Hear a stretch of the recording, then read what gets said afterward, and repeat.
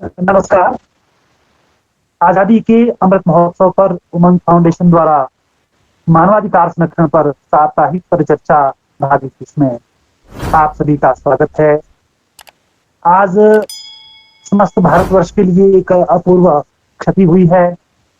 आज भारत रत्न स्वर कोकिला लता मंगेशकर जी का स्वर्गवास हुआ है। यह देश के लिए एक अपूर्व क्षति है जिसे कभी भी पूरा नहीं किया जा सकता। उमंग फाउंडेशन भारत रत्न स्वर कोकिला लता मंगेशकर के लिए श्रद्धांजलि अर्पित करना चाहता है। हम सभी 2 मिनट का मौन रखकर उन्हें अपनी विनम्र श्रद्धांजलि अर्पित करें।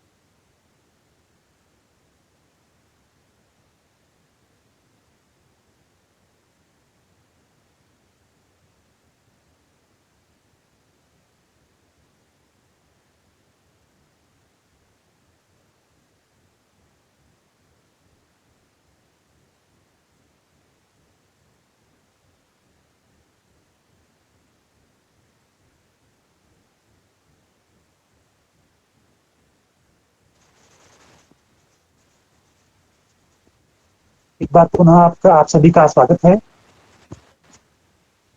जैसा कि आप सभी को विदित है, उमंग फाउंडेशन लगभग 15 वर्षों से सामाजिक क्षेत्र में अपने अनेक कार्य कर रहा है, जिनमें रक्तदान शिविर से लेकर डिसेबल्ड स्टूडेंट्स, सड़क पर भटकते मनोरोगी या अनाथ बेसहारा बच्चे, बुजुर्ग या अन्य कोई असहाय व्यक्ति हो, उनको न केवल बचाने का कार्य करता है बल्कि सरकार द्वारा अनेक प्रकार से असहाय व्यक्ति के लिए सहायता उपलब्ध करवाना भी शामिल रहता है।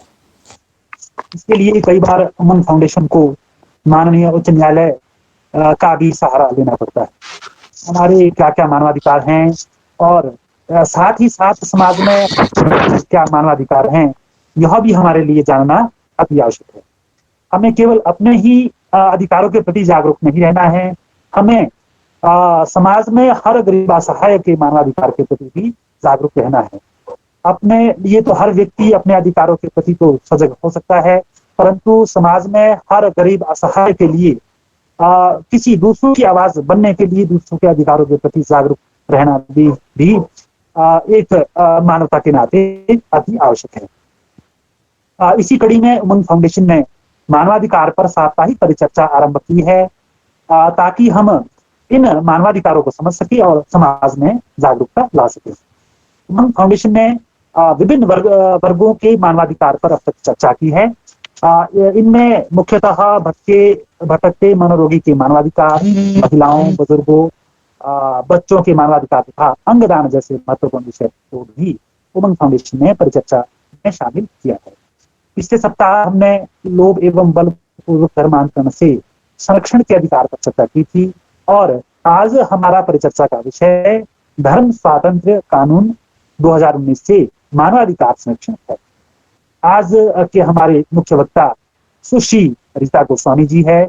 आपका बहुत बहुत स्वागत है, जो वर्तमान में additional advocate general Himachal Pradesh सरकार है। मैं मैडम के स्वागत के लिए, विधिवत स्वागत के लिए उमंग फाउंडेशन के चेयरमैन प्रोफेसर अजय श्रीवास्तव जी से निवेदन करता हूं। आप हिमाचल प्रदेश विश्वविद्यालय में दूरस्थ संकाय शिक्षा संकाय में पत्रकारिता विभाग में प्रोफेसर के पद पर आसीन है तथा विश्वविद्यालय में अपंगता मामले के नोडल ऑफिसर भी हैं तथा हिमाचल प्रदेश सरकार के विकलांगता बोर्ड के विशेषज्ञ सदस्य के रूप में भी आप आसीन हैं। आपसे निवेदन है, आप आज के हमारे इस कार्यक्रम में सभी अतिथियों का विधिवत सभी प्रतिभागियों का विधिवत स्वागत करें। प्रोफेसर अजय श्रीवास्तव। धन्यवाद श्री विनोद योगाचार्य जी। विनोद जी विश्वविद्यालय में एक शोधार्थी हैं, योग में आप पीएचडी कर रहे हैं और हमारे साथ बहुत समय से जुड़े हैं और रक्तदान के क्षेत्र में इनका विशेष योगदान है। गांव में अभी तक लगभग 23 शिविर हमने कोविड के समय में इनके संयोजन में ही आयोजित किए। धन्यवाद विनोद जी।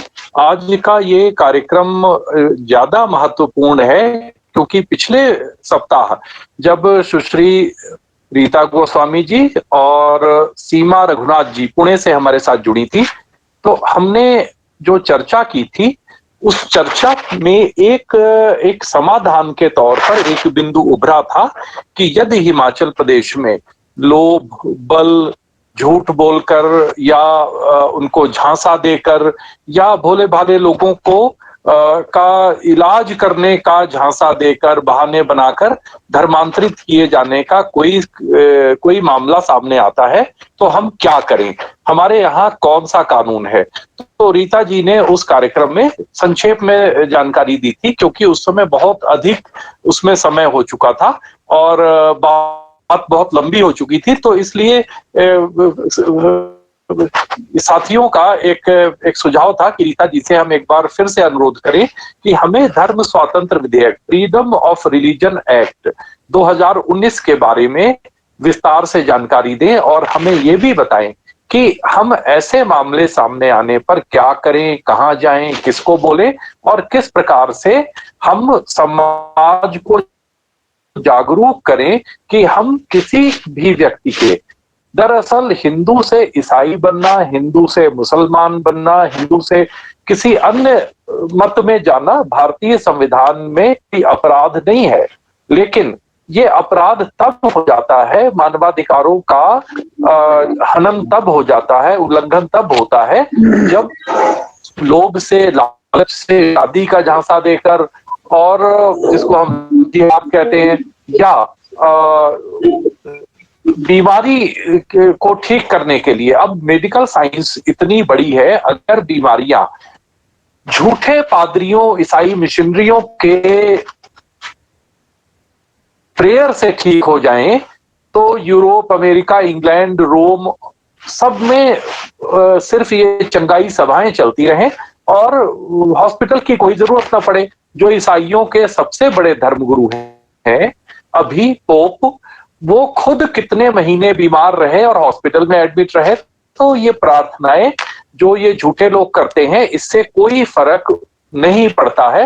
लेकिन ये भोले भाले लोगों को जो बिल्कुल गरीब है और मजबूर है और समाज में भी उसके साथ असमानता होती है क्योंकि वो लोग शेड्यूल कास्ट या दलित हैं, हम उनके साथ बराबरी का व्यवहार नहीं करते हैं, इन सारे कारणों को लेकर के जब एक दबाव में व्यक्ति होता है तो वो सहारा ढूंढता है और ये लोग एक शिकारी गिद्ध या भेड़िए के तरीके से खुश होते हैं किसी की गरीबी देखकर, किसी की बीमारी देखकर, किसी की मजबूरी देखकर कि आज हमने इसको ईसाई बना लेना है। ये बहुत ही अमानवीय है और मानवाधिकारों का खुला उल्लंघन है। हमारा संविधान और हिमाचल प्रदेश में पास किया गया कानून इसको बिल्कुल इसकी इजाजत नहीं देता है। तो इस कानून के ऊपर विस्तृत चर्चा करने के लिए आज मैं फिर आभार व्यक्त करता हूं हमारी छोटी बहन रीता गोस्वामी जी का, जो हमेशा हमारे साथ सहयोग करती हैं और बहुत लंबे समय से हमें कानूनी सहायता भी देती आई हैं। कि आप हमें आज फिर मार्गदर्शन करें, क्योंकि ये एक ऐसा विषय है जिसको लेकर के हिमाचल प्रदेश सरकार ने, दुर्भाग्य है ये, हम सब इस सरकार का आभार भी जताते हैं कि इन्होंने कानून बनाया, लेकिन ये हमारा दुर्भाग्य है और सरकार की ओर से एक तरीके से असफलता है कि कानून बनाने के बाद भी सरकार ने कोई भी प्रयास नहीं किया कि इस कानून की जानकारी समाज में आम लोगों तक पहुंचे। जैसे कोई कानून बनता है, महिलाओं को लेकर के कानून बनता है, बच्चों को लेकर के बनता है, या आजकल कोविड फैला है, इसको लेकर के, डिजास्टर मैनेजमेंट के लेकर के जितने नियम है, सरकार उनका प्रचार प्रसार करती है। लेकिन मानवाधिकारों के नाम पर दुर्भाग्य की बात है, हिमाचल प्रदेश सरकार ने कभी भी कोई जागरूकता का अभियान नहीं चलाया। और उसी प्रकार से हमारा यह भी दुर्भाग्य है कि राज्य मानव अधिकार आयोग भी इन मामलों को लेकर के चुप रहता है, चुप्पी साध के बैठा होता है और कोई भी आज तक पहल नहीं की गई। तो आज का ये कार्यक्रम, जितने लोग हमारे साथ जुड़े हैं उनसे आगे से आगे भी लोग जुड़ेंगे। आज हमारे साथ हमारे मित्र हिंदू जागरण मंच के श्री कमल गौतम जी भी जुड़े हैं। ये भी समाज में हिंदुओं के जागरण का काम कर रहे हैं और ईसाई मिशनरी और जो इस प्रकार से अन्य कार्य हो रहे हैं जो कि संविधान विरुद्ध कार्य हैं, उसका आप विरोध करते हैं। और इनके पेज से भी आज हमें सौभाग्य है कि हम इस कार्यक्रम को फेसबुक लाइव पर ले जा पाए हैं, ताकि हमारी रीच बढ़ जाए और ज्यादा से ज्यादा लोगों में जागरूकता आए। तो इस कार्यक्रम का उद्देश्य ये है कि हमें इस कानून के बारे में पता चले और सिर्फ पता चल करके हम अपने परिवार में चुपचाप सुबह से 10 बजे बस्ता लेकर के निकलते और शाम को 5 बजे घर आ गए और फिर बैठ करके हम टीवी देख रहे हैं, बच्चों के साथ चाय की चुस्कियां ले रहे हैं। ये दायित्व निभाएं, लेकिन इसके साथ साथ एक दायित्व और भी निभाएं कि हम अपने आसपास देखें कि कहां किस गरीब का, किस मजबूर का, किस विधवा का, किस दलित का शोषण हो रहा है और उसको बरगला करके ये लोग बीमारी ठीक करने के बहाने से, भूत प्रेत उतारने के बहाने से उसको ईसाई बना रहे हैं। यदि कहीं ऐसा होता है तो कृपया आप आज जो कानून के बारे में हमारी रीता गोस्वामी जी जानकारी देंगी, उसके अनुरूप आप कार्य करें। कहीं अगर ऐसा होता है तो हम सारे लोग मिलकर के अपने अपने स्तर पर प्रयास करेंगे। हम सरकार से भी बात करेंगे, समाज के अन्य संगठनों से भी बात कर रहे हैं कि इसमें एक हेल्पलाइन शुरू की जाए, ताकि हम इस पर अंकुश लगा सके। और अंकुश तभी लगेगा जब हम जागरूक होंगे, और सिर्फ जागरूक कानून के माध्यम से हो, कानून की जानकारी हो। कानून की जानकारी तो बहुत से वकीलों को है, जितने एडवोकेट्स हैं, जितने जजेस हैं, लेकिन ये जानकारी समाज के अंतिम व्यक्ति तक जब तक नहीं पहुंचेगी, तब तक हम अपने इस कार्य में, मानवाधिकार संरक्षण के कार्य में पूरी तरीके से सफल नहीं होंगे। हमारा किसी भी पंथ, उपपंथ, मजहब के साथ कोई विरोध नहीं है, लेकिन जो अराष्ट्रीय कार्य करते हैं, जो लोग मानवाधिकारों का खुला उल्लंघन करते हैं, जो लोग संविधान की धज्जियां उड़ाते हैं, उनके प्रति हमें सजग होकर के, एकजुट होकर के विरोध भी करना पड़ेगा। और जो भी उपाय हमें कानून के दायरे में रहते हुए करने हैं, वो सारे उपाय करने होंगे। तो मैं आज फिर एक बार स्वागत करता हूं सुश्री रीता गोस्वामी जी का, और हमारे साथ जुड़े जितने अन्य गणमान्य लोग हैं, जिसमें हमारे प्रिंसिपल साहब हैं, अजय वशिष्ठ जी हैं, राकेश जी हमारे मित्र हैं, संजीव जी हैं, और जितने हमारे विद्यार्थी गण हैं, इसके साथ साथ अन्य कई लोग हैं, और हिंदू जागरण मंच के प्रदेश के महामंत्री श्री कमल गौतम जी हैं, हमारे विद्यार्थी परिषद के कई साथी हैं, विश्व हिंदू परिषद और राष्ट्रीय स्वयंसेवक संघ के साथी भी शायद कुछ जुड़ रहे हैं। मैं सभी का हार्दिक धन्यवाद करता हूं, आभार जताता हूं कि इस जागरूकता का जो एक यज्ञ है, उसमें हम सब मिलकर के आहुति डालेंगे, तभी ये कार्य सफल होगा। मैं फिर एक बार आप सभी का और विशेष रूप से रीता जी का स्वागत करता हूं, अभिनंदन करता हूं कि वे हमारा मार्गदर्शन करें, ताकि हम इस क्षेत्र में कुछ सार्थक पहल करके अपने भाई बहनों का, बच्चों का मानवाधिकार संरक्षण कर सके। धन्यवाद। धन्यवाद सर। मैं एक छोटी सी एक निवेदन सभी हमारे प्रतिभागियों से करना चाहता हूं। आप मुख्य वक्ता के अतिरिक्त अन्य सभी अपना वीडियो और ऑडियो ऑफ रखें, ताकि किसी भी प्रकार का नेटवर्क इशू ना रहे। और जिन भी प्रतिभागियों के प्रश्न हो वो इनबॉक्स में डाल सकते हैं और सेशन के अंत में मैसेज जो भी आपके प्रश्न हैं वो दिए जाएंगे।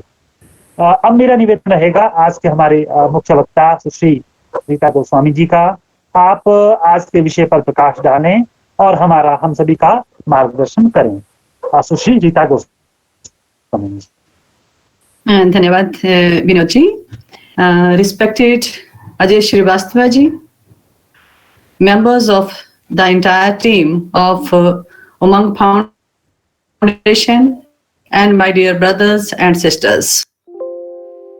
Today, we will discuss with regard to the features of Constitution qua the protection of human rights, as well as the provisions of Himachal Pradesh Freedom of Religion Act 2019.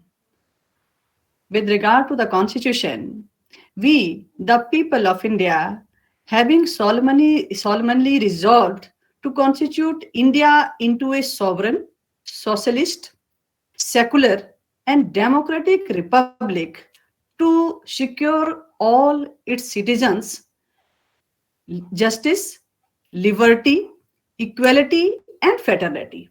Fraternity means assuring the dignity of every individual.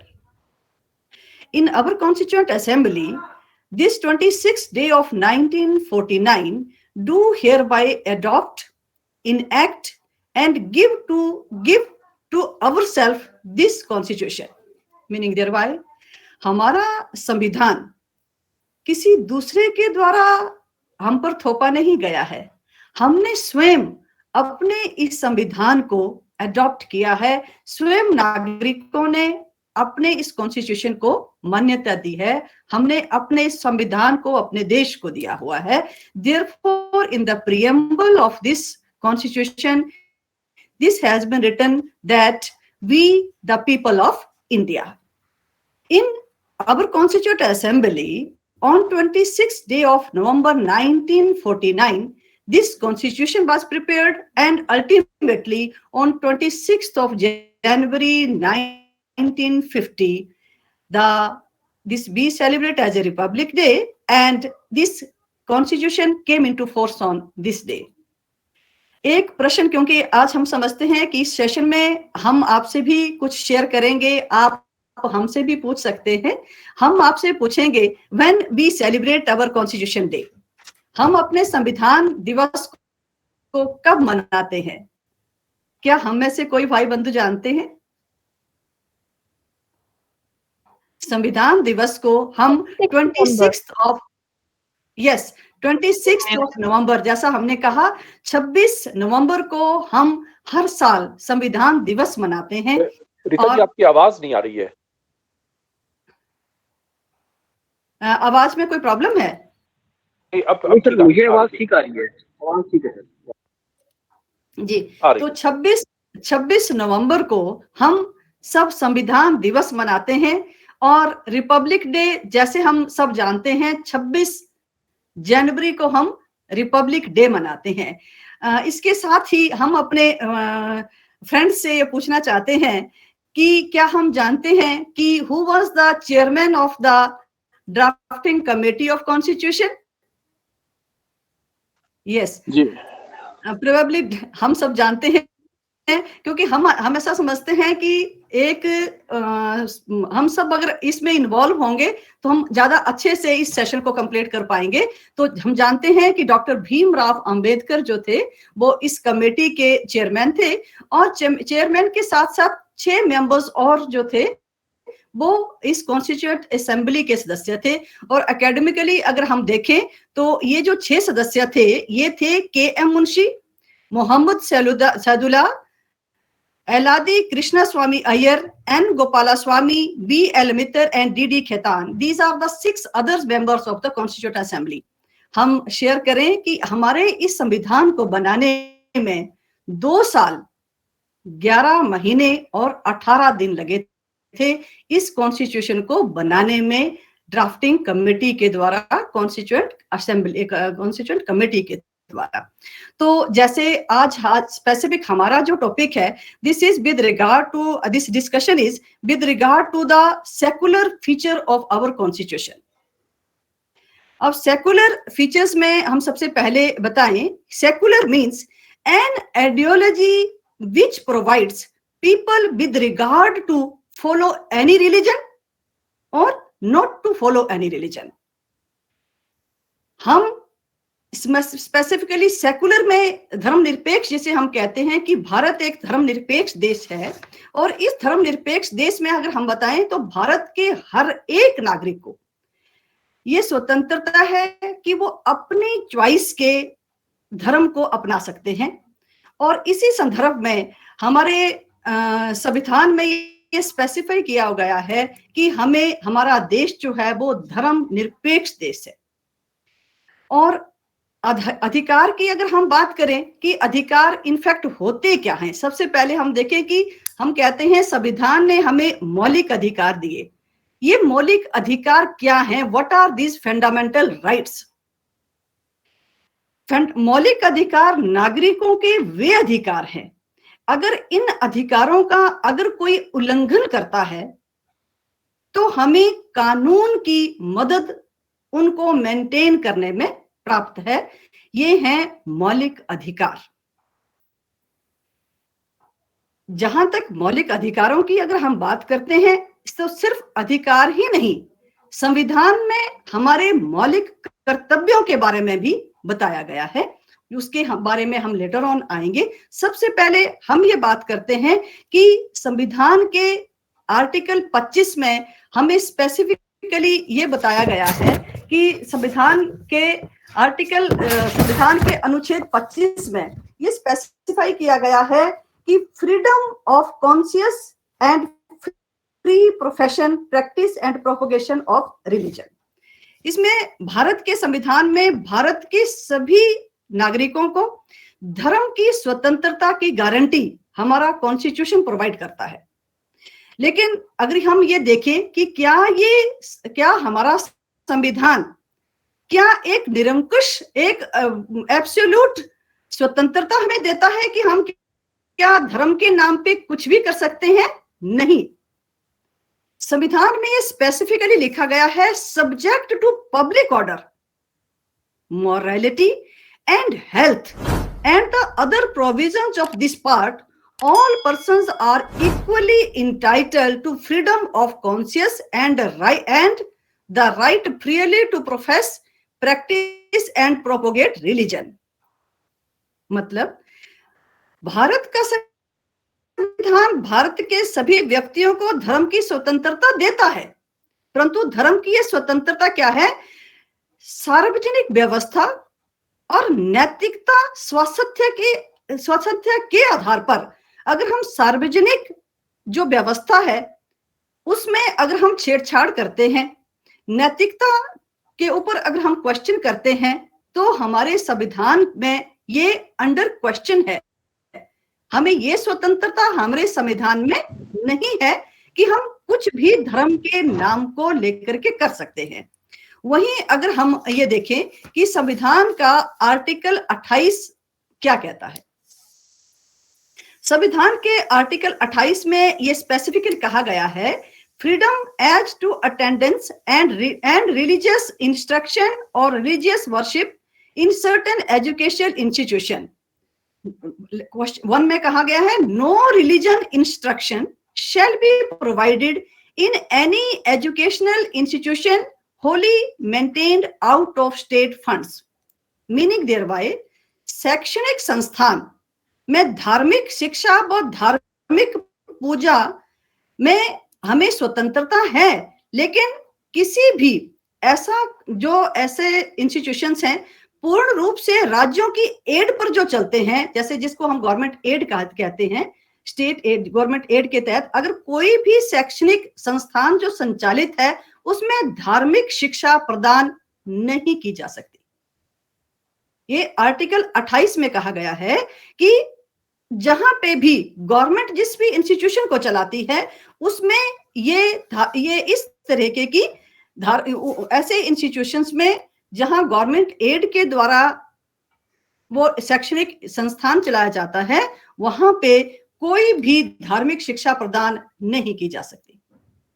इसके साथ साथ अगर हम article 29 की अगर हम बात करते हैं, उसमें कृपया हमारे सभी फ्रेंड्स ध्यान से देखेंगे, इसमें है protection of interest of minorities, protection of interest of minorities. Specifically कहा गया है अल्पसंख्यकों के हितों का संरक्षण।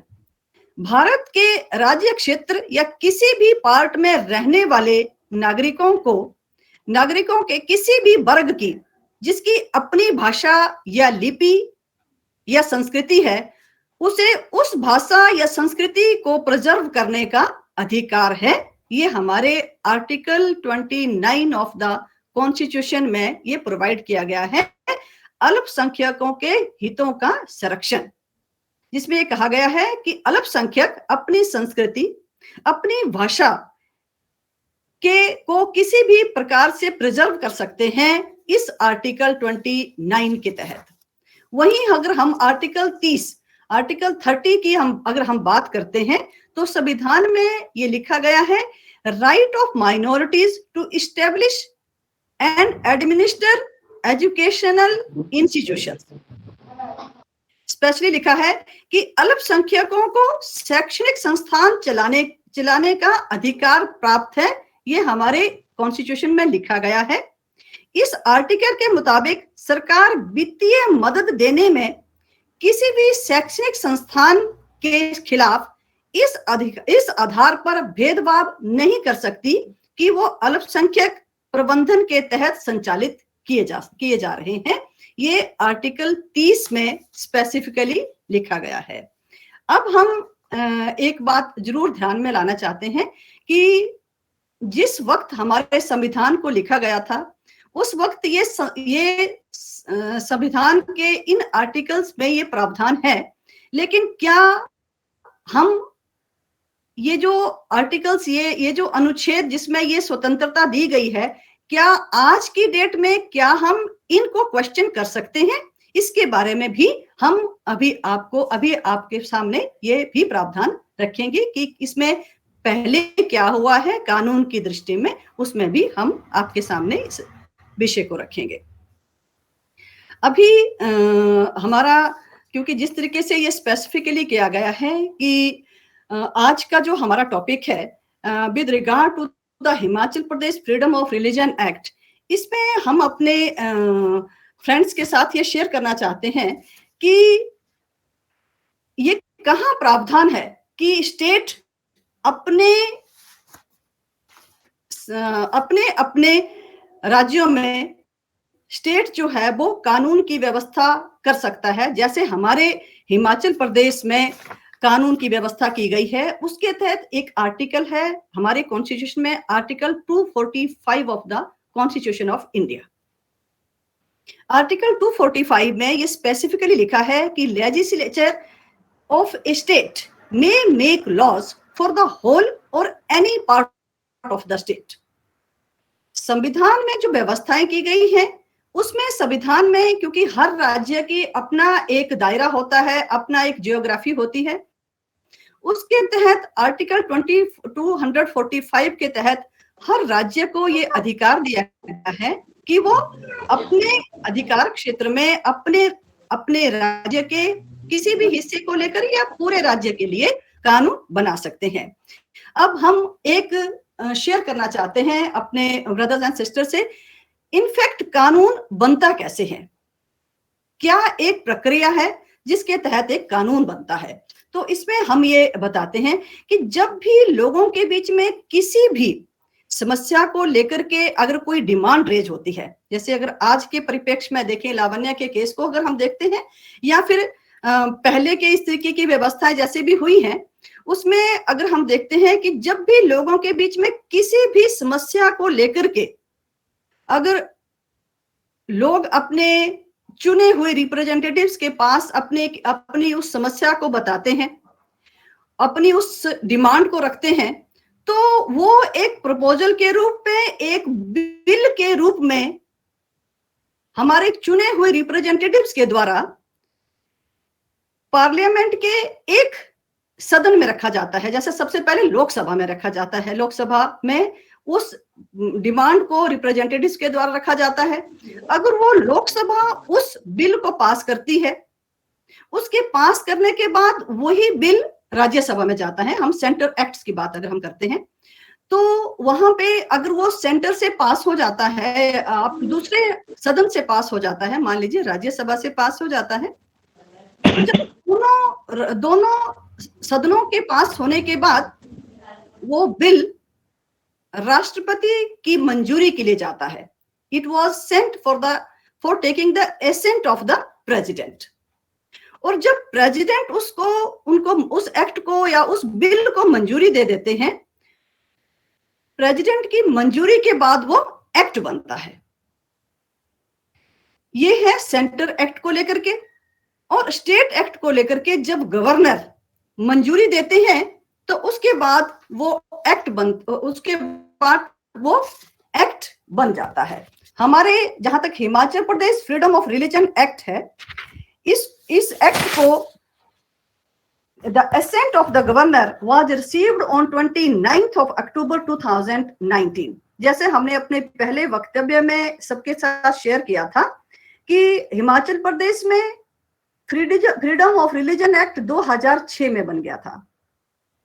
काफी त्रुटियां थी, काफी कुछ व्यवस्थाएं उसमें नहीं थी, इसलिए 2019 में वो एक्ट रिपील हो गया और 2019 में ये Himachal Pradesh freedom of religion act 2019 enact हुआ। इसकी मुख्य जो धाराएं हैं उसके बारे में हम आपसे ये शेयर करना चाहते हैं कि सेक्शन 3 में ये स्पेसिफिक व्यवस्था है। आज के परिप्रेक्ष्य में जैसे लावण्य के साथ हुआ है, वैसे ही हमारे स्टेट में ये प्रावधान है, prohibition of conversion from one religion to another by misrepresentation, force, fraud, undue influence, coercion, inducement or marriage. No person shall convert or attempt to convert, either directly or otherwise, any other person from one religion to another by use of misrepresentation, force, undue influence, or by any fraudulent means, or by marriage, nor shall any person abet or conspire such conversion। अगर कोई भी व्यक्ति इस तरीके की किसी भी कार्य को करता है, किसी भी मनुष्य को, किसी भी पर्सन को अगर अटेम्प्ट करता है अपने धर्म से किसी दूसरे धर्म में कन्वर्ट करने के लिए, तो सेक्शन 4 में सजा का प्रावधान है। और सजा के प्रावधान में स्पेशली लिखा हुआ है कि अगर ऐसा कोई भी ऑफेंस कमिट करता है जैसा सेक्शन 3 में बताया गया है, तो सेक्शन 4 में कम से कम 1 साल की सजा का प्रावधान है और ये सजा 5 साल तक के लिए बढ़ाई जा सकती है अगर कोई इस तरीके का गुनाह करता है।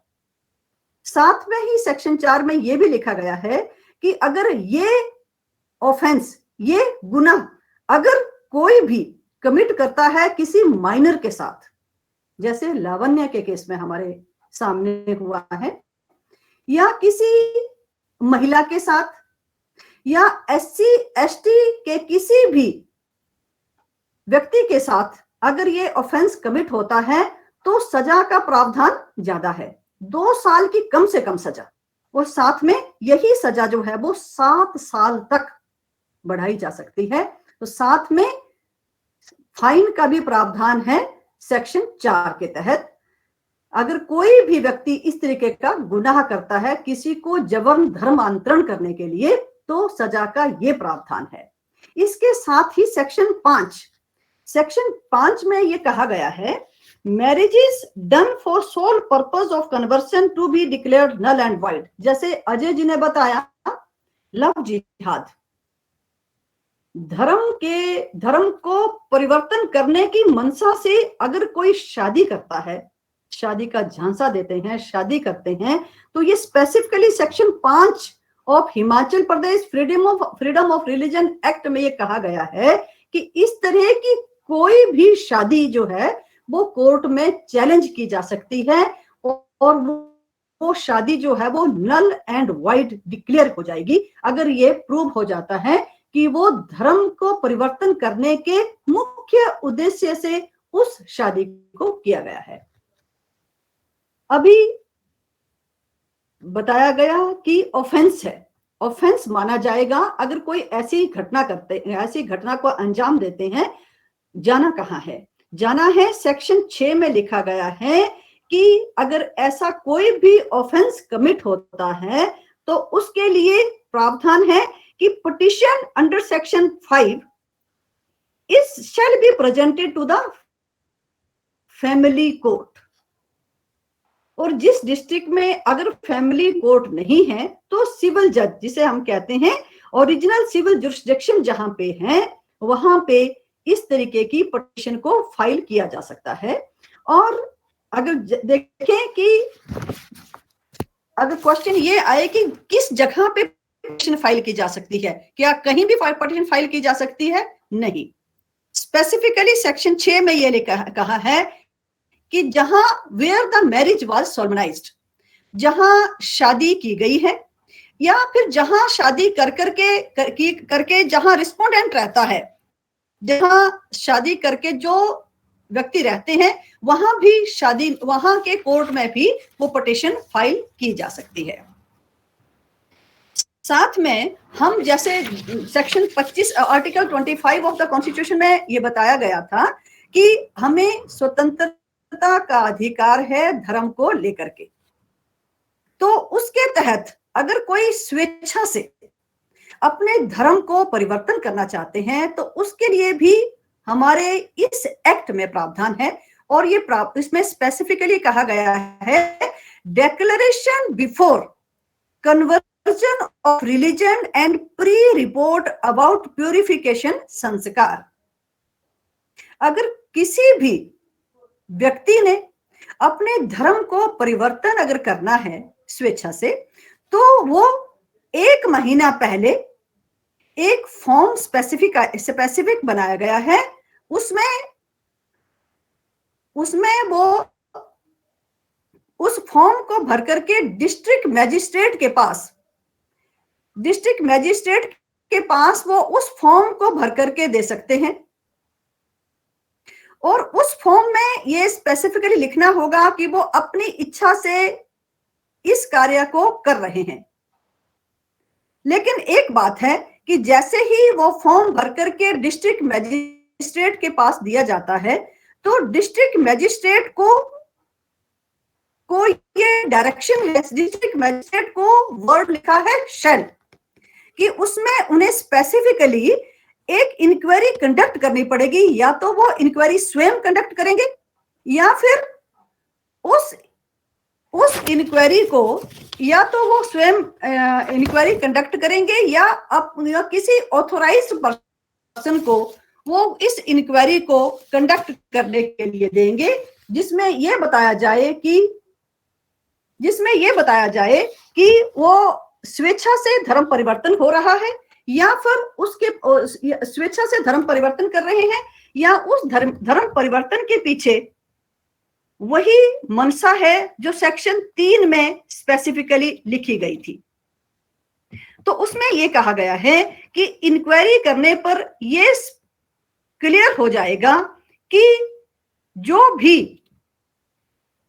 जिस भी व्यक्ति ने उस फॉर्म को सबमिट किया है 1 महीना पहले, उस इंक्वायरी में अगर वो स्वेच्छा से कन्वर्ट करना चाहते हैं तो फॉर्म को एक्सेप्ट किया जाता है। और अगर ये पाया जाए कि सेक्शन 3 में जो स्पेशली लिखा गया है तो उसमें वो वही ऑफेंस बताया जाएगा जो सेक्शन 3 में इस एक्ट में हमने अभी आपके सामने रखा है। इसके साथ अगर हम ये देखें कि जैसे ये स्पेशली लिखा गया था कि अगर कन्वर्जन होता है तो अगर कोई इस तरीके के कन्वर्जन के धंधे में अगर कोई इन्वॉल्व है तो ऐसे किसी भी इंस्टीट्यूशन को सेक्शन 10 में, इस एक्ट में ये लिखा गया है, प्रोहिबिशन ऑन एक्सेप्टिंग डोनेशन और कंट्रीब्यूशन।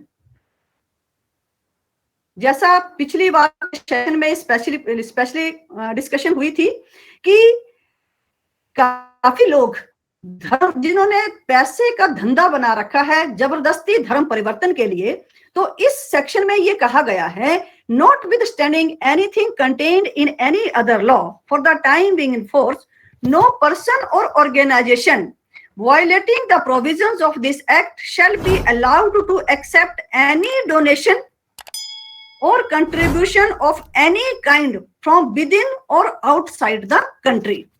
मतलब अगर ये प्रूव हो जाता है कि सेक्शन 3 के तहत अगर किसी भी व्यक्ति ने किसी भी दूसरे परिवार को, किसी भी दूसरे व्यक्ति के साथ जबरदस्ती से धर्मांतरण करने का अगर कोशिश की गई है, तो ऐसे किसी भी इंस्टीट्यूशन को, ऐसे किसी भी ऑर्गेनाइजेशन को ये प्रोहिबिट किया गया है, वो किसी भी प्रकार की डोनेशन एक्सेप्ट नहीं कर सकते। इसके साथ ही हम ये बताएं कि ये जो ऑफेंसेस हैं, जैसे सेक्शन 3 में हमने बताया, ये सारे ऑफेंसेस जो हैं वो cognizable and non bailable offences हैं। अब हम आपको बताएं कि कॉग्निजेबल होता क्या है। कॉग्निजेबल में ये लिखा गया है हमारे कोड ऑफ क्रिमिनल प्रोसीजर में, cognizable means arrest without warrant, क्योंकि ये सीरियस नेचर के ऑफेंसेस हैं। इसमें किसी भी प्रकार का क्योंकि ये स्पेशली लिखा गया है arrest without warrant, these offences are serious in nature, इसीलिए कॉग्निजेबल सेक्शन 13 में कहा गया है कि किसी भी व्यक्ति को अगर ये माना जाता है कि उन्होंने ये ऑफेंस कमिट किया हुआ है, तो उन्हें विदाउट एनी वारंट अरेस्ट किया जा सकता है। इसके साथ बताया गया है नॉन वेलेबल वारंट। नॉन वेलेबल वारंट का स्पेसिफिकली मतलब है कि इसमें कोर्ट को डिस्क्रिशन नहीं है साहब, कि जैसे ही कोर्ट में पटिशन फाइल की जाती है तो as a matter of right bail मिल जाएगी, नहीं। स्पेसिफिकली लिखा गया है these offences are non bailable. अगर कोर्ट इसको देखेगा as a matter of discretion, इसमें कोर्ट बेल नहीं दे सकता, क्योंकि ये जो ऑफेंसेस हैं ये सीरियस इन नेचर हैं। हीनियस ऑफेंसेस इन्हें हम कह सकते हैं। तो इन हीनियस ऑफेंसेस को होने के नाते कोर्ट इनमें बिना किसी इंक्वायरी के अरेस्ट कर सकते हैं, और साथ में कानून अगर फिगर एंड फैक्ट्स को मद्देनजर रखते हुए चाहे तो बेल दें, और अगर उनको ये डिस्क्रिशन है उनके ऊपर, क्योंकि ये कॉग्निजेबल ऑफेंसेस हैं और नॉन बेलेबल ऑफेंसेस हैं।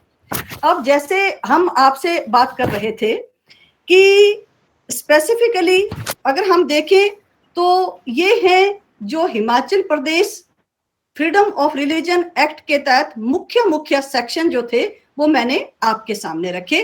अब मुख्य बात ये है, एक तरफ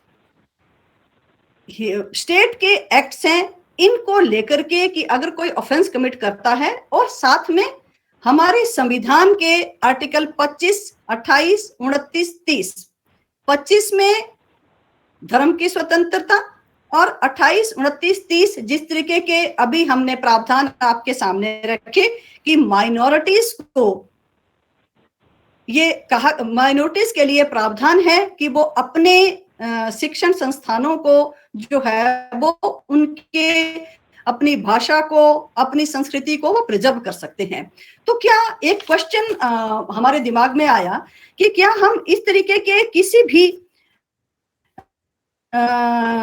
अगर कोई ऐसा प्रावधान है तो क्या हम ऐसे प्रोविजंस को अगर जहां वायलेशन है, क्योंकि जिस वक्त ये हमारे इनेक्टमेंट हुए हैं, जिस तरीके से हमारे ये प्रावधान कॉन्स्टिट्यूशन में है, प्रोविजंस कॉन्स्टिट्यूशन में है, तो क्या एज ऑन टुडे या ऐसे किसी प्रावधान को क्या कभी चुनौती दी जा सकती है, क्योंकि वो संवैधानिक प्रावधान है, संविधान में वो लिखे गए हैं। तो क्या ऐसे किसी भी प्रावधान को जो संविधान में लिखे हैं, क्या कभी कोर्ट में चैलेंज किया गया है या क्या किया जा सकता है? तो उसके बारे में हम अपने ब्रदर्स एंड सिस्टर्स के सामने ये जरूर रखना चाहते हैं कि 1973 में Kesavananda Bharati versus state of Kerala एक ऐसा केस हुआ है, और दिस इज हम इसे कहते हैं कि ये हमारे कोर्ट के लिए एक बहुत बड़ा ये एक केस, जिसको हम एक बोन ऑफ द जुडिशरी कहते हैं, ये है Kesavananda Bharati versus state of Kerala, AIR 1973, Supreme Court 1461, 1461 page है, जिसमें ये लिखा गया है, क्योंकि ये आज दिन तक का सबसे बड़ा लार्जेस्ट बेंच कॉन्स्टिट्यूट किया गया था सुप्रीम कोर्ट में, जिसमें 13 जजेस का ये फैसला है। जजेस की 7 और 7 की मेजोरिटी से ये जजमेंट पास किया गया है, and this is a landmark judgement of the passed by the Supreme Court in the Indian judiciary. इसमें लिखा गया है that the provisions of the Indian constitution can be amended by the parliament in order to fulfill its socio and economic obligation that were granted to the citizens as given in the preamble. Kesavananda Bharati case में ये specifically लिखा गया है कि कोई भी provision जो Indian constitution, भारतीय संविधान के, अगर कोई ऐसा प्रोविजन है जो समय के मुताबिक अगर जिसकी जरूरत है, तो वो that can be amended by the parliament in order to fulfil its socio economic obligation that were guaranteed to the citizens as given in the preamble. तो ये केशवानंद भारती केस में ये स्पेसिफिकली लिखा गया था। अब इसके साथ साथ हम ये शेयर करना चाहते हैं कि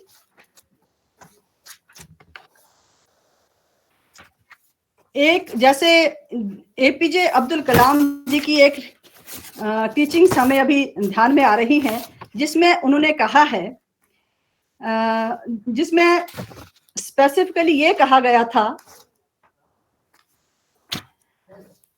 that when there is a righteousness in the society, when there is a righteousness in the, Dr. APJ Abdul Kalam said, where there is a righteousness in the heart, there is a beauty in the character. When there is a righteousness in the heart, there is a beauty in the character. And when there is a beauty in the character, there is a harmony in the home. When there is a harmony in the home, there is a order in the nation. And when there is a order in the nation, then there is a peace in the world. Dr. APJ Abdul Kalam says, in Hindu mythology, जैसा लावण्या के case में था कि उन्हें conversion के लिए specifically दबाव डाला गया था, क्योंकि वो एक हिंदू धर्म से बिलोंग करते थे। तो APJ अब्दुल कलाम ने जो ये अभी मैंने उनकी राइटिंग्स पढ़ी कि when there is a righteousness in the heart, उसी संदर्भ में हम आपसे ये शेयर करना चाहते हैं। In Hindu mythology, the path of righteousness, that is dharma, dharma is regarded as the ideal path or ultimate duty of every human being.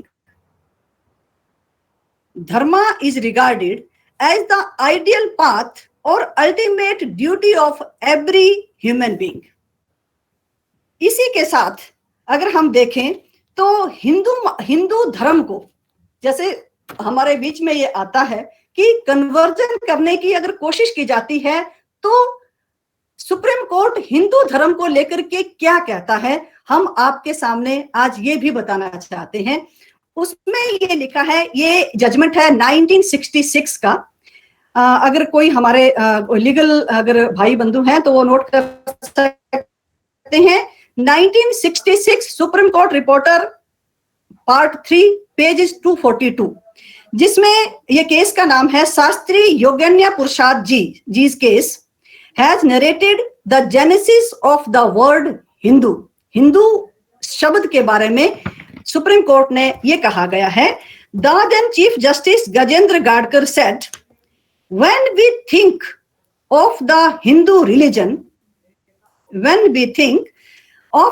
religion, it does not follow any set of religion rights. In fact, it does not appear to satisfy the narrow traditional features of any religion or creed. It may broadly be described as a way of life and nothing more. अगर हिंदू धर्म की अगर हम बात करते हैं तो ये क्या, इवन कि सुप्रीम कोर्ट ने इसको लेकर के कहा है कि ये किसी संकीर्णता या किसी कोई ऐसा एक ठप्पा नहीं किसी पर के ऊपर लगता है। Hindu is a way of life. This has been set not by anyone else, this is set by the Supreme Court that Hinduism is a way of life, जैसे हम मानवता कहते हैं। तो ये है as per the Supreme Court that Hindu is a way of life. जैसा मैंने अभी एपीजे अब्दुल कलाम जी के बारे में कहा that it has been specified the duty of every human being, this is a dharma. मजहब नहीं सिखाता आपस में बैर रखना। मोहम्मद इकबाल जी के इन शब्दों के साथ हम अपने इस वक्तव्य को विराम देते हैं। हमारा ये कहना है कि कॉन्स्टिट्यूशंस में ये प्रावधान है, साथ में ये ड्यूटीज हैं। जैसे मौलिक अधिकार दिए गए हैं वैसे मौलिक कर्तव्य भी हैं। और मौलिक कर्तव्यों की अगर हम बात करते हैं तो उसमें ये स्पेसिफिकली कहा गया है, अधिकार अगर हम सही से अपनी ड्यूटीज को फॉलो करते हैं, अगर हम सही से अपने कर्तव्य का वहन करते हैं, जो हमें कर्तव्य बताए गए हैं, तो अधिकारों को मांगने की जरूरत नहीं है। अधिकार स्वतः ही मिलते हैं, क्योंकि ऐसा कोई धर्म नहीं है, मानवता से बड़ा ऐसा कोई धर्म नहीं है। और हम ऐसा समझते हैं ऐसा धर्म जो जबरन किसी के धर्म को परिवर्तन करे वो कोई धर्म ही नहीं है। धन्यवाद, नमस्कार। बहुत बहुत धन्यवाद सुश्री रीता गोस्वामी जी, आपने बहुत ही सुंदर तरीके से आज के हमारे इस विषय धर्म स्वातंत्र कानून 2019 से मानवाधिकार संरक्षण पर हमें बहुमूल्य जानकारी उपलब्ध करवाई। यदि मैम आपकी इजाजत हो तो हम कुछ प्रश्न लें। कृपया आप प्रश्न लीजिए। जी, इनबॉक्स में हमें कोई भी प्रश्न प्राप्त नहीं हुआ। प्रोफेसर अजय श्रीवास्तव जी एक प्रश्न करना चाहते हैं। प्रोफेसर अजय जी, रीता जी, आपने बताया कि यदि कोई झांसा देकर, धोखा देकर धर्म परिवर्तन की मंशा से शादी करता है तो वो मामला फैमिली कोर्ट में जाएगा। यदि ये मामला ना हो, शादी का मामला नहीं है और कोई धर्मांतरण करता है, जैसे हम देखते हैं चंगाई सभाएं करते हैं, उसमें भ्रम फैलाते हैं कि भूत प्रेत आ रहा है, भूत प्रेत तुम्हारा उतर गया, अब तुम ईसाई बन जाओ। इस मामले में कहाँ हम शिकायत कर सकते हैं? क्या ये जब कॉग्निजेबल ऑफेंस है तो क्या इसकी एफआईआर हो सकती है?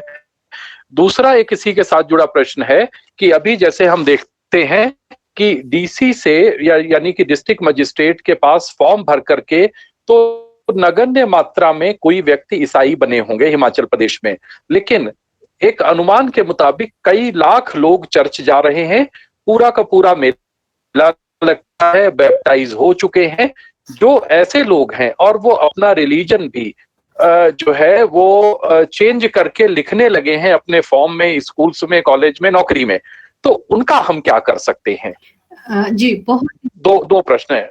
जी, बहुत ही अच्छा प्रश्न है। एक, हम ऐसा समझते हैं कि पहला आपका प्रश्न है जिसमें आपने ये कहा है कि अगर मैरिज को लेकर के तो हम फैमिली कोर्ट में जा सकते हैं, लेकिन जो दूसरे सेक्शन 3 के तहत अगर ये कहा गया है, सेक्शन 3 में जो लिखा गया है कि अगर कोई व्यक्ति इस तरीके का अगर ऑफेंस कमिट करता है तो कहाँ जाना है, तो स्पेसिफिकली लिखा हुआ है civil court of its jurisdiction, जिसे हम सिविल जज कहते हैं।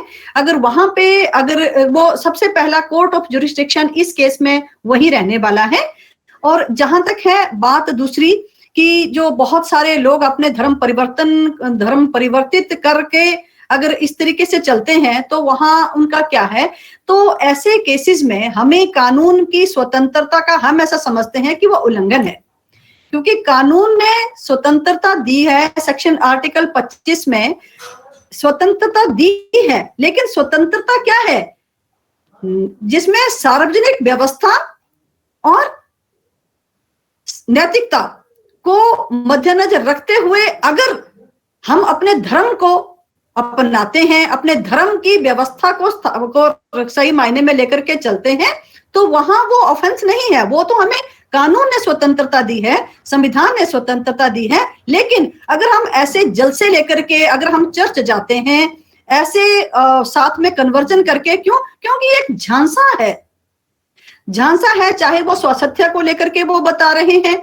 या किसी भी कार्य को, वो कार्य हो जाएगा प्रेयर करके, अगर इस तरीके से करते हैं तो वो स्पेसिफिकली सेक्शन 3 अगर हिमाचल प्रदेश में अगर ये आता है तो हिमाचल प्रदेश रिलीजियस जो फ्रीडम ऑफ रिलीजन एक्ट 2019 है, सेक्शन 3 में ये एक ऑफेंस माना जाता है। और हाँ, एक बात अजय जी के इस प्रश्न से ही जुड़ी हुई हम ये बताना चाहते हैं कि अगर कोई भी व्यक्ति इस तरीके के जबरदस्ती के धर्मांतरण में अगर कोई पड़ गया है, तो अगर वो वापस आना चाहता है तो उसके लिए स्पेसिफिकली कोई कुछ और करने की जरूरत नहीं है। उसमें ये कानून में ही, एक्ट में ही अपने आप ये कहा गया है, provided that if any person reconverts to his parent religion it shall not be deemed to be a conversion under this act. अगर कोई ये समझता है कि जो गलती अगर उससे हुई थी, अगर वो किसी गलत झांसे में आकर के अगर उन्होंने ये परिवर्तन किया था, तो वो रिकन्वर्ट होकर के अपने ओरिजिनल, अपने जिसे हम पेरेंट रिलीजन कहते हैं, उसमें वो वापस आ सकते हैं। उसके लिए उन्हें ये रिलीजियस एक्ट 2019 जो है वो परमिशन देता है इसके तहत। और इसके अतिरिक्त अगर किसी झांसे में आकर के, जैसे श्रीवास्तव जी का प्रश्न है, तो वो ऑफेंस है under section 3 of the Himachal Pradesh freedom of religion act 2019 के तहत। जी मैडम, इसमें एक बात जो अभी फिर मैं दोबारा उसको अंडरलाइन करूंगा, जो लोग ईसाई बन चुके हैं हिमाचल पे, लेकिन डिप्टी डीसी से या डिस्ट्रिक्ट मजिस्ट्रेट के पास उन्होंने फॉर्म नहीं भरा है, for all practical purposes they have converted, तो और वो अपना रिलीजन, अपने बच्चों का अपना रिलीजन घोषित भी करते हैं, लिखते भी हैं, तो उनके ऊपर क्या कार्रवाई हो सकती है? क्योंकि उन्होंने बिना परमिशन के अपना रिलीजन चेंज किया है, उसमें कोई इंक्वायरी कंडक्ट नहीं हुई है। क्योंकि जो लाखों केस हिमाचल प्रदेश में हुए हैं वो बिना किसी परमिशन के हुए हैं, वो बिल्कुल व्यवहारिक रूप से वो लोग ईसाई बन चुके हैं, लेकिन उनके ऊपर कार्रवाई का क्या तरीका इस एक्ट के दायरे में हम देखते हैं। एक बात, दूसरा आपने जो बताया कि जो है सिविल कोर्ट में ये मामला जाएगा, इसका मतलब है कि कहीं पर कोई चंगाई सभा हो रही है या कोई इस प्रकार का भ्रम का जो है काम हो रहा है और उसके जरिए ईसाई बनाते हैं, तो इसमें पुलिस का या लोकल थाने का कोई रोल नहीं है? नहीं, कृपया आप इस बात को देखिएगी कि जहां पे कोई बनाते हैं, मतलब जैसे धर्म को परिवर्तन करने का कार्य किया जा रहा है, तो स्पेसिफिकली जैसे सेक्शन 5 में हम इस सेक्शन 5 हम आप सबके सामने ये रख रहे थे। यस, सेक्शन जिसमें डिक्लेरेशन तो सेक्शन 7 में हुई कि वो स्वेच्छा से धर्म परिवर्तन करना चाहते हैं, स्वेच्छा से। लेकिन अगर डिक्लेरेशन, जैसे यहां तो यह है कि डिक्लेरेशन हुई, वो फॉर्म भर करके आगे चल रहे हैं। क्वेश्चन है कि अगर किसी ने फॉर्म भी नहीं भरा है लेकिन उन्होंने मूल रूप से अपने अगर धर्म को परिवर्तन कर दिया हुआ तो क्या हम उसके लिए क्या कुछ कर सकते हैं? एक, सबसे पहले तो क्योंकि ये ऐसा एक एक्ट है, ऐसा एक प्रावधान है जिसमें ये स्पेसिफिकली लिखा गया है कि अगर कोई स्वेच्छा से अगर परिवर्तन कर करके प्रोसीजर को फॉलो करके एज प्रिस्क्राइब्ड अंडर सेक्शन 7 किया है, नथिंग डूइंग, कुछ नहीं हो सकता है उसमें, वो अपनी स्वेच्छा से कर सकते हैं। लेकिन अगर जबरदस्ती से अगर धर्मांतरण का कार्य चल रहा है, बनाया जा रहा है झांसे को लेकर के, झांसा दे करके, तो फिर तो ऑफेंस है ही है। क्योंकि वो सेक्शन 7 में ये स्पेसिफिकली लिखा गया है, जैसा मान लीजिए कि इंक्वायरी डिस्ट्रिक्ट मजिस्ट्रेट के द्वारा इंक्वायरी कंडक्ट होती है, क्योंकि कॉग्निजेबल ऑफेंस है, तो इसमें तो इमीडिएटली उनको अरेस्ट, क्योंकि अरेस्ट किया जाएगा विदाउट एनी वारंट। पुलिस को यह अधिकार है कि without any warrant cognizable offence है, तो इसलिए police can act accordingly in the present matter. हाँ, जहां वो बन चुके हैं, कोई शिकायत दर्ज नहीं हुई है, तो हाँ, अगर आज के डेट में भी कोई शिकायत अगर होती है तो डिस्ट्रिक्ट मजिस्ट्रेट को ये वर्ड शेल है, शेल मतलब this is a mandatory provision, he has to conduct a inquiry that if such like persons, क्या उन्होंने स्वेच्छा से वो परिवर्तन किया हुआ है या किसी झांसे के तहत वो किसी प्रलोभन के कारण अगर वो बने हैं, तो वो उसी तरह डील होंगे जैसे सेक्शन 3 और सेक्शन 4 में सजा का प्रावधान इसमें बताया गया है। जी, लेकिन इसमें मैडम जब कई लाख लोग बन चुके हैं तो 12 जिलों में डिस्ट्रिक्ट मजिस्ट्रेट कितनी इंक्वायरी करा पाएगा अगर लोग बन गए? इसका मतलब है कि लॉ का वायलेशन ये लोग कर रहे हैं और खुलेआम कर रहे हैं, क्योंकि वो इनको पता है कि वो रेगुलराइज हो जाएगा।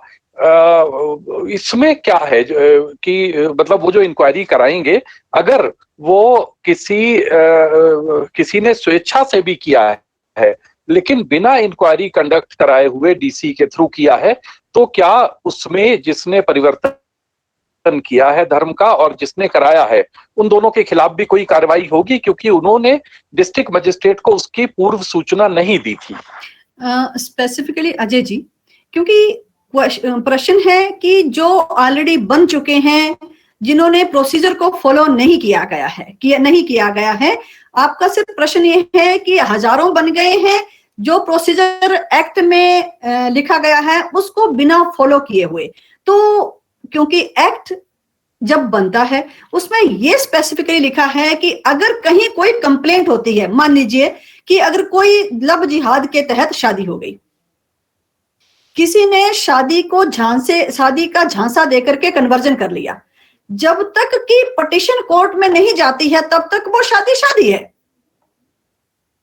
वैसे ही आप दूसरी तरफ से इसको इंटरप्रेट करें कि जब तक कि कहीं कोई कंप्लेंट नहीं आती है, अगर किसी ने धर्म परिवर्तन कर लिया, किसी के द्वारा अगर धर्म परिवर्तन करवाया गया है, और अगर वो मामला जब तक कि कोर्ट में नहीं जाता है, जब तक कि क्वेश्चन नहीं होता है, तब तक वो जो चला है वो तो चला है। लेकिन जब तक अगर वो क्वेश्चन होता है, अगर ये मामला सामने आता है कि जो प्रोविजंस हैं उसका अनड्यू एडवांटेज लिया गया है, article 25 of the constitution act को वायलेट किया गया है, तब court only then that motion come into the picture.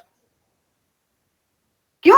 जब तक कि अगर कहीं कोई कंप्लेंट ही नहीं जाती है कि अगर 100 लोगों ने अगर इकट्ठे अगर कोई धर्म परिवर्तन किया हुआ है, जब तक कि अगर कोई ये शिकायत आती ही नहीं है कि उनके साथ कोई अगर इस तरीके से कहीं कोई क्वेश्चन है उनके कन्वर्जन में, तो वो जो किया है वो तो उन्होंने किया है, सिर्फ एक ही उन्होंने फॉर्म भर करके नहीं दिया है, इसको क्वेश्चन नहीं किया जा सकता अनलेस और अनटिल अगर ये कहीं पे भी मोशन आता है, कहीं पे भी ये बात की जाती है कि जो हुआ है, अगर ये लोग जो परिवर्तित हुए हैं इनके पीछे ये मंशा थी, और अगर ये क्वेश्चन होता है, तो then these authorities they can go ahead with the action as has specified under the act, sir. ठीक है जी, धन्यवाद। जी नमस्कार। बहुत बहुत धन्यवाद मैम। अगला प्रश्न वंदना शर्मा जी का है। वंदना जी का प्रश्न है, how can we aware people about our rights because all people have information but no one wants to implement them specially in village. इस पर जी। आप थोड़ा सा प्रकाश जी, बहुत अच्छा प्रश्न है, बहुत ही अच्छा प्रश्न है वंदना जी का। वंदना जी, हम इस बात को जरूर कहना चाहते हैं, जिस तरीके से उमंग फाउंडेशन ने, अजय श्रीवास्तव जी ने और उनकी टीम ने एक इनिशिएटिव लिया हुआ है, हमारे बीच में हम सबके साथ ये मौका दिया हुआ है कि हम अपने इन प्रोविजंस जो संविधान में बनाए गए हैं, जो एक्ट इनेक्ट हुए हैं सभी स्टेट्स में, जैसे हमारे हिमाचल प्रदेश में, जब तक कि हम इन जो माध्यम अभी आज जो जिस तरीके से हम ऑनलाइन कॉन्फ्रेंस हम आपस में बातचीत कर रहे हैं, इसी तरीके के माध्यम से हम अगर आज हम 40 लोग अगर हम इकट्ठे बैठ करके बात कर रहे हैं, तो आगे आगे इसी तरीके से हम जहां भी अगर ऐसी कोई समस्या हमारे सामने आती है, हम उनको अवेयर कर सकते हैं, उन लोगों के बीच में ये बात रख सकते हैं। जब तक हम जागरूक होंगे, जब हम अवेयर होंगे, हम अपने साथ और 10 लोगों को इस बात को बता सकते हैं, क्योंकि प्रोविजंस बने हैं, संविधान में भी प्रोविजंस है, हमारे जो स्टेट एक्ट्स हैं उनमें भी प्रावधान है, लेकिन प्रावधान की इंप्लीमेंटेशन तभी होगी जब हम में से कोई जागेगा। जैसे अजय जी ने काफी जैसे पिटीशंस कोर्ट में फाइल की हुई हैं हमारे स्पेशल चिल्ड्रन को लेकर के, जब तक कि हम इस तरीके के मामलों को लेकर के जागरूक होकर के आगे चलेंगे, तो उसी तरीके से फिर आगे से आगे एक जागरूकता जाएगी। हम ऐसा समझते हैं कि एक्ट्स का इनेक्ट होने का तभी फायदा है जब हम उसकी इम्प्लीमेंटेशन के ऊपर फोकस करें, और इम्प्लीमेंटेशन तभी होगी जब हमें एक दूसरे को इन सब प्रावधान की जानकारी होगी। जी, बहुत बहुत धन्यवाद मैम। अगला प्रश्न कमल गौतम जी का है। कमल जी, आप अपना माइक अनम्यूट करके आप प्रश्न पूछें। जी, नमस्कार अजय जी, नमस्कार रीता जी, और सभी जो प्रतिभागी जुड़े हैं उनको हिंदू जागरण मंच की तरफ से मेरा नमस्कार। मेरा आपसे एक प्रश्न है। आपने एक विषय बताया कि सेक्शन 3 में जो अपने पेरेंटल रिलीजन में या धर्म में वापस आते हैं उसको कन्वर्जन नहीं गिना जाएगा। मैं ये पूछना चाहता हूं कि मान लीजिए 3 पीढ़ी पहले कोई व्यक्ति कन्वर्ट हो चुका है और उसकी तीसरी पीढ़ी आज वापस अपने सनातन धर्म में वापस आना चाहती है या वापस आ रही है, तो क्या उसको हम कन्वर्जन के दायरे में लेंगे या वो उसके जो पेरेंटल रिलीजन है उसी में उसको हम एड्रेस करने का प्रयास करेंगे? कानूनी तौर पर ये किस रूप में देखा जाएगा? और मान लीजिए कोई मुस्लिम लड़की किसी हिंदू लड़के से शादी करना चाहती है, जैसा कि अभी लव जिहाद के बारे में आप बात कर रहे थे, लेकिन अगर इसका रिवर्स हो जाता है, बहुत सी हमारी मुस्लिम बहनें जो है हिंदू परिवारों में भी आ रही हैं, तो उनके लिए ये लागू होगा या नहीं होगा, और उनको किस रूप में जो है हम जो है कानूनी तौर पर प्रोटेक्शन दिला सकते हैं? गौतम जी, बहुत अच्छा प्रश्न आपका है। इसमें सेक्शन 3 में जैसे प्रोवाइडेड करके लिखा हुआ है कि जो इसमें एक है कन्वर्जन, एक है रिकन्वर्जन। रिकन्वर्जन मतलब जिसमें क्योंकि लिखा है provided that if any person reconverts to his parent religion, it shall not be deemed to be a conversion under this act. मान लीजिए कोई भी प्रेडिसेसर इवन अगर वो किसी दूसरे धर्म में चले गए हैं, अगर वो घर वापसी चाहते हैं, तो वो रिकन्वर्जन में या कन्वर्जन के किसी भी इसमें रिकन्वर्जन उन पे लागू नहीं होगा, वो उनकी पेरेंटल धर्म में वापसी होगी। इवन की सेक्शन 7 में भी इसको क्लियर किया गया, हम आपसे बताते हैं। प्रोवाइडेड दैट सेक्शन 7 जिसमें कि वो डिक्लेरेशन की बात की गई थी कि अगर वो कोई कन्वर्ट होना चाहते हैं तो 1 महीने का नोटिस है, उसमें जो प्रावधान है provided that no notice shall be required if a person reconverts to his parent religion. घर वापसी में कोई बाधा नहीं है, वो अपने धर्म में वो वापस आ सकते हैं। उसके लिए वो कन्वर्जन माना ही नहीं जाएगा। क्यों? क्योंकि वो थे ही अपने जिस धर्म में थे, कन्वर्ट हुए, अब वो वापस आना चाहते हैं, then there is a no difficulty, they are welcomed back in their parental religion without any obstruction of any corner। जी, इसमें थोड़ा सा मैं एक और बात जोड़ना चाहूंगा।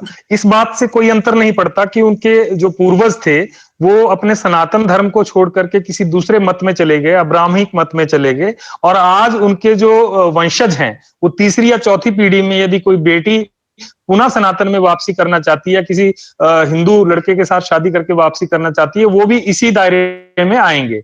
मैं ये स्पष्टता चाहता हूं इस विषय के ऊपर। बिल्कुल ठीक है आपका। भले ही उनके परिवार में पहले कन्वर्जन होकर के चले गए हैं, जो भी घर वापस आना चाहता है, एक्ट में ये स्पेसिफिकली लिखा गया है कि वो उन्हें किसी भी प्रकार की किसी परमिशन की आवश्यकता नहीं है। सेक्शन 7 के तहत भी उन्हें कोई फॉर्म भरने की जरूरत नहीं है। क्यों? क्योंकि एक्ट में स्पेसिफिकली लिखा है no notice shall be required, the word is shall, mandatory provision है, shall में लिखा है कि कोई नोटिस रिक्वायर्ड नहीं है। अगर वो वापसी अपने पेरेंट रिलीजन में आना चाहते हैं, भले ही उनके परिवार के जो पहले के सदस्य, उनके दादा परदादा अगर वो कन्वर्ट हो गए हैं, तो अगर वो वापस आना चाहते हैं तो उन्हें किसी भी प्रकार के किसी फॉर्म को भरने की जरूरत नहीं है, किसी भी प्रकार के नोटिस को देने की जरूरत नहीं है। क्यों? क्योंकि ये स्पेसिफिकली लिखा है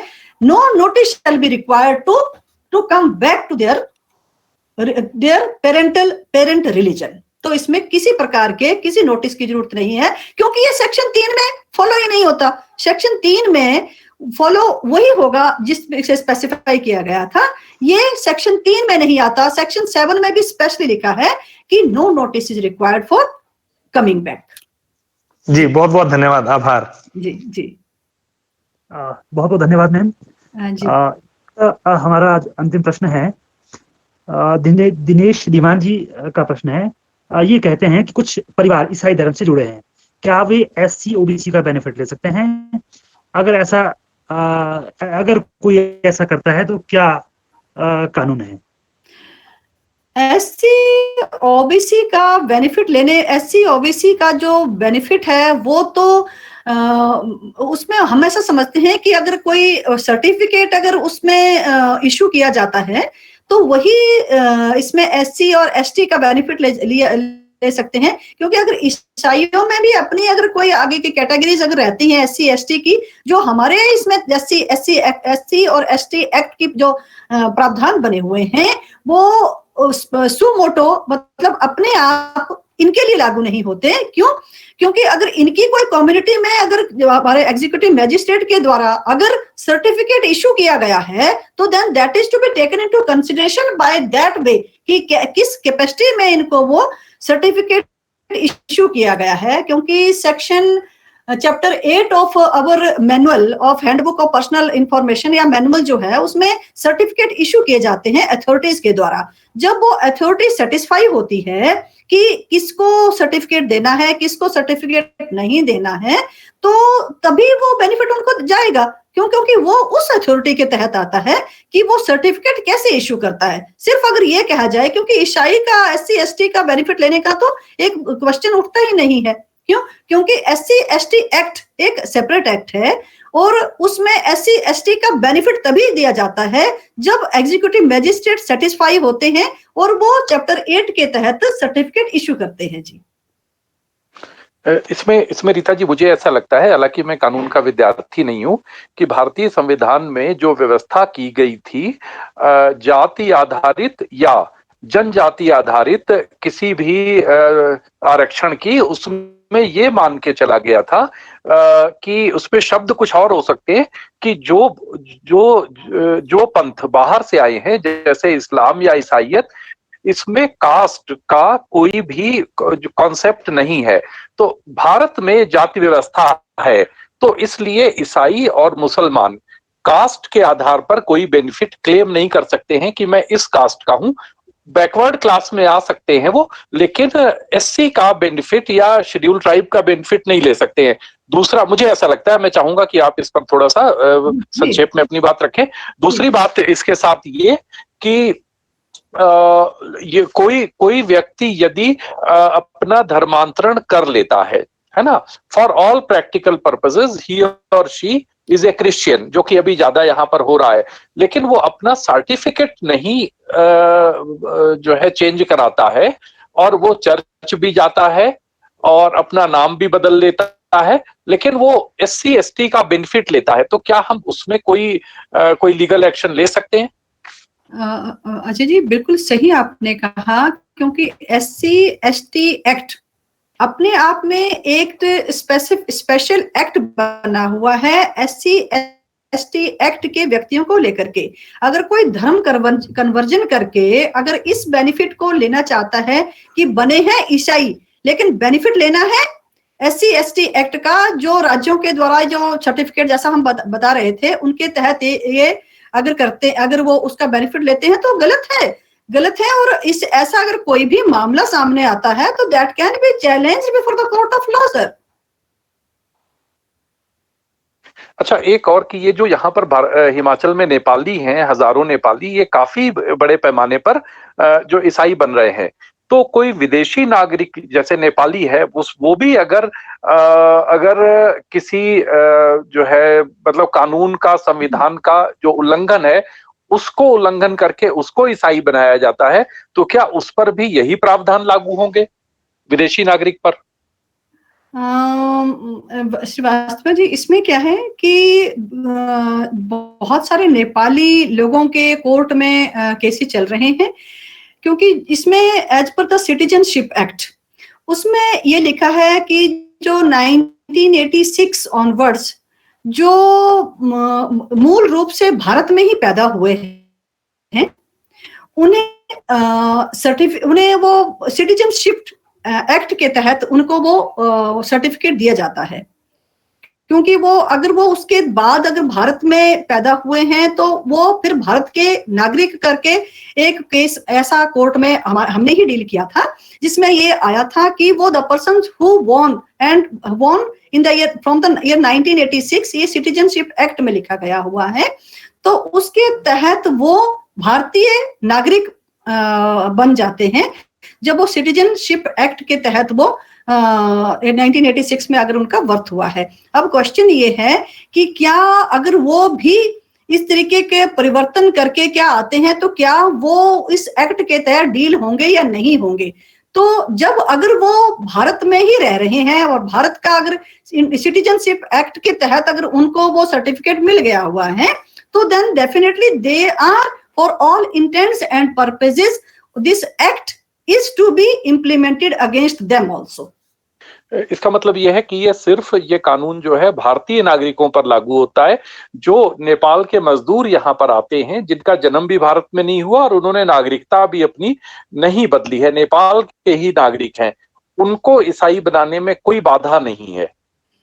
अगर हम ऐसा समझते हैं, हालांकि इसको हम देखेंगे अभी श्रीवास्तव जी और अधिक इस पे रिसर्च करेंगे, लेकिन जहां तक जो मामला हमने डील किया था 1986 के बाद का, क्योंकि उसमें ये स्पेशली लिखा है कि जो सिटीजनशिप इंडियन सिटीजन्स जो भारत के नागरिक हैं और जिनको जिस दायरे में वो आते हैं, अब ये जो आपका कहना है कि 1986 से पहले के अगर वो कोई कन्वर्जन कोई भारत में अगर आए हैं और जिनके पास सर्टिफिकेट नहीं है, भारतीय नागरिकता का अगर नहीं है, तो उसके ऊपर क्या ये कन्वर्जन अगर वहां होता है तो क्या ये लागू होता है? इसको हम चेकआउट करके फिर आपसे इस विषय पर बात करेंगे।